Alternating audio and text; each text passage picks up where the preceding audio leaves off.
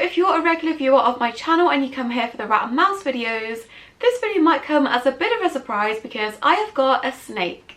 If you've never seen me before and this is the first video you're watching, hello, my name is Emmy. I have a bachelor's degree in zoology and I love pretty much all animals. There's only a handful that I don't really vibe with, but snakes are no different and I really love them. To those of you that know me, this might come as a bit of a surprise because I do love rodents a lot, but I've always had a big love for snakes. Ever since I could walk or talk, we'd always have these big country fairs in our local town and they'd have these big pop-up tents where you could go in and meet reptiles, and 4-year-old me would always go straight in and be like, I want to hold the biggest snake you've got, give me like the biggest boa constrictor, and there's many pictures of me holding big massive snakes and I just love them.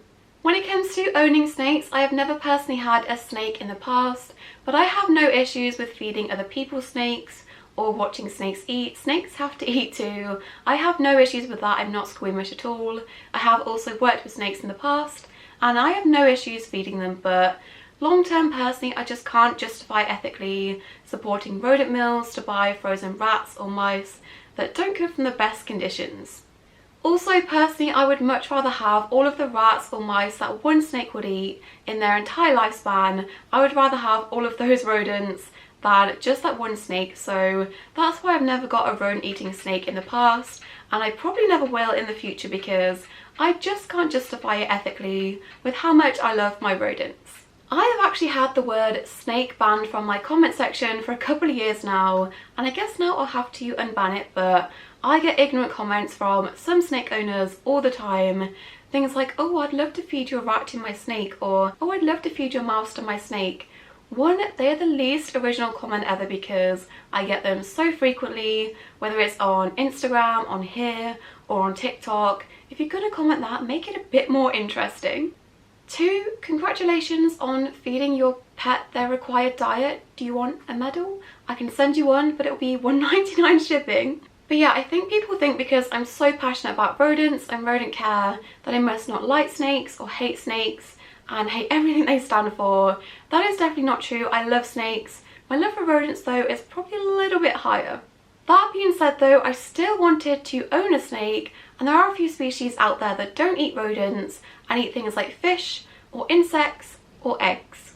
So as you may have guessed by the title, I adopted an African egg-eating snake, and there are a few species of them out there. Arguably the most common one in the pet trade is what mine is, and that is a Daisy Peltis Gansey. So here she is 2 years old, she's a fully grown adult, and you can tell she's a female because they're a lot bigger than the males of their species. So I specifically wanted a female because I wanted a decent sized snake that I could occasionally hold, and she is a big girl. So I'll tell you a bit about her story. So I was open to getting a baby snake. That is often the easiest option when it comes to species that are quite hard to find, and I had spoken to quite a few good breeders and I was kind of weighing up my options with getting a snake from a breeder, but I did really want to adopt if I could. And baby snakes can be quite difficult, especially if you're a first-time snake owner. They can be quite tricky to get them to eat, and baby egg-eating snakes especially, they have to be fed on finch eggs, and those can be quite tricky to source. So I was open to having a baby, but I know it would be quite difficult. So I do like to adopt reptiles when I can, but this is not a very common species, and finding them for adoption or rehoming is very, very rare. So when I stumbled across her advert, I was quite surprised I'd actually found one for rehoming, so I wasn't quite planning on getting one this soon. I was going to wait until later in the year, but I could just not pass up the chance to have my dream snake when there was one right in front of me that needed a good home. So in terms of her story, her previous owner is really, really lovely. I think she'd had her for just under a year, and she just wanted her to go to a home where she could have more time and more enrichment and just go to a home that had less snakes that could really focus on her. So her owner is really nice. I am giving her regular updates, and she just wanted to have a home that would give her a bit more time, a bit more space and a bit more enrichment. So when it comes to her name in her previous home was Omelette, And I did have an egg theme name that I picked out that I would call my egg eater if I ever got one, which was Scramble. And quickly, once I joined an egg eating snake on Facebook, I realised that pretty much 90% of the snakes on there all had the same name, all egg themed, and as much as I like a funny punny name that's related to the species and the species name, I just didn't want her to have a silly name that would be with me for hopefully the next 10 or so years. I wanted to have a nice name that I really liked and not just a funny one, so I went away from that idea. So I wanted her to have a name that I really loved and I've been waiting to use for ages, and her name is Rue, R-U-E, and that definitely stems from my love of the Hunger Games. So in terms of her health, as far as I can tell, she is healthy, she is a good size, she's a good weight, and she's also very alert and active. The one thing I did notice when I picked her up is that she has a flaky nose, and I thought maybe that was stuck shed at first, but upon looking closer, I think it is more likely that it's something like nose rub. She was in a smaller tub type setup, and she could have just rubbed that on some decor or on the outside of the tub, but I think when she sheds next, which is not very often for fully grown adults, that should hopefully clear up. She hasn't been eating the best. Obviously it's not uncommon for snakes to go a while without food. I have been offering her eggs on a regular basis. She is on quail eggs. I believe her previous owner did give her a chicken egg before, and that would be really impressive to see, but she's not been the biggest eater. Obviously she's had to settle in, and I do believe this time of year they're not the biggest eaters anyway, so hopefully when the weather warms up she will start eating more eggs on a regular basis. So when I first got her, I did actually want to take her to the vets for a checkup.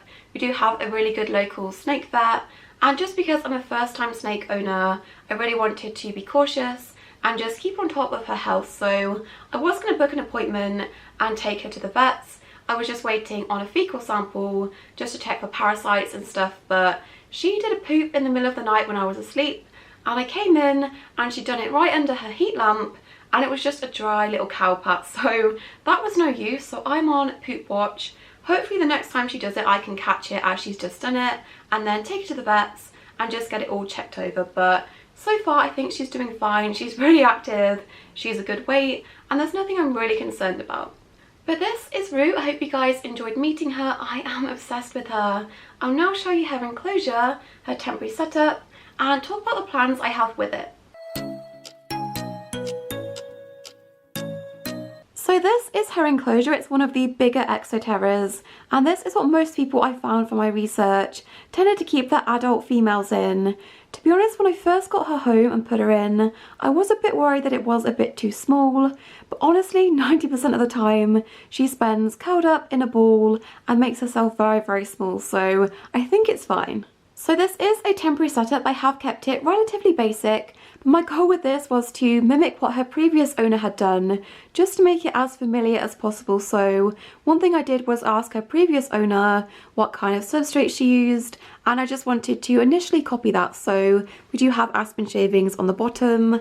Not my favourite substrate when it comes to reptiles, but I will talk about my plans in a minute. I just wanted to get a quick bedding that I could use that she was used to. So on the bottom we have the aspen. She is glaring at me right now. I think she's sick of me talking, but we will start over on this side. I've just got a fake vine, and then also I think it's an Exoterra egg decoration. This I just thought would be really cute to put her real eggs in as like a food bowl. And then we have a nice big water bowl that she can go into if she wants to. I have seen her drink, it is very cute. And then behind that is a cork log, which I have attached. Again, we've got the fake plant at the top, but I've also bought a fake bird's nest, and inside is her quail eggs, just to mimic how it would be in nature. So when I do her enclosure properly, I will glue this to this log and make it like a real branch. So just trying to make it as natural as possible and encourage natural behaviours. Then we also have this cork log hide. This is the best looking cork log I have ever seen. It did cost me a pretty penny, but I just had to have it. The idea of her poking her head out the top hole was just too much, so I had to have this. And yeah, that is one of her hides. Then we also have this wooden ladder, which I do sell in my store. It is meant for mice, but I just wanted to give her something extra to climb on while she's in a temporary setup. And as you can see, she loves it. The background, we are not talking about the background because this is an Exoterra background from one of my other tanks, and as you can see it is a couple inches too short, but I just wanted her to have a bit more coverage and this is all I had, so it will do for now. It looks ridiculous but we will just ignore that. Then we also have another hide. This one is her humid hide, and then we have a cork branch, another fake plant, another cork log. This one is a bit smaller but still really cute. And then we also have this hide at the front. This one is the one she spends the most time under, and that is under her deep heat projector, which is the new matte black one from Arcadia, and I very much appreciate it. So let's talk about what I plan on doing with this enclosure because it is going to look quite different. I just had to throw this together quite quickly because I knew I was getting her a week before I got her, so I didn't have that much time to collect supplies. I think with the time I had, I did pretty well, but this is just a temporary setup. There are a few changes I want to make. I want to make it a lot more enriching, so the first thing I plan on doing is making it bioactive. I want to add some sort of soil substrate to make it a bit more natural looking and also a bit more enriching for her, so that is the first thing. I will also be making her a custom background and probably use grout similar to how I did with my leopard gecko, and that will be on the back and also on the sides, just to give her a bit more coverage to help her feel a bit more secure. And I do have a few ideas of how to do this. One idea I want to do is to attach some of the cork branches and maybe the cork log to come out horizontally, just to give her a bit more vertical space to climb and a bit more space to explore. And as I mentioned previously, I really want to glue this fake bird nest onto one of the branches coming out horizontally, just to kind of mimic how in nature they would have to climb trees to find bird nests and eat their eggs. So that should be really enriching for her, and I've got a few ideas of how to do this. I'm trying to think if there's anything else I wanted to add that I've not mentioned. Oh, UVB. She will be getting UVB very soon, and also of course she will be getting a custom name sticker to match everyone else's. That will go probably like here or here. I've just not bought one yet, but it's early days. I have many plans to make her life a bit more enriching. So far this is just her temporary setup. So there you have it, that is my new African egg eating snake roux. And of course it goes without saying, if this has at all tempted you to go out and get one, please do your research beforehand. I think I did about a year or so of research on and off before I committed to getting one, so please do your research, join Facebook groups or forums and learn from other owners, and also know what you're getting yourself into, because these are not corn snakes or ball pythons that more commonly are open to being handled. I don't really handle her that often since I've got her. This is probably the most I've ever handled her, and her previous owner, she did have her on her lap watching TV. She is a bit more open to being handled, but not all of them are, so please expect that. I also thought I would just quickly address some comments I might get about having a snake and rats and mice in the same room. Things like, won't her presence stress out the mice, or if she escapes, won't she eat the mice? Firstly, when it comes to her stressing them, snakes don't really have a smell to them apart from when they poop, and I don't think they've really noticed that she's even in the room compared to other predators I have in the house. Things like my cat, who doesn't really come in this room, but his smell is probably on my clothes. And also the rats. The rats would be a natural predator of mice, and their behaviours don't really seem to change by sharing a room, so I've not noticed any differences, and I don't think they know that she's even up there.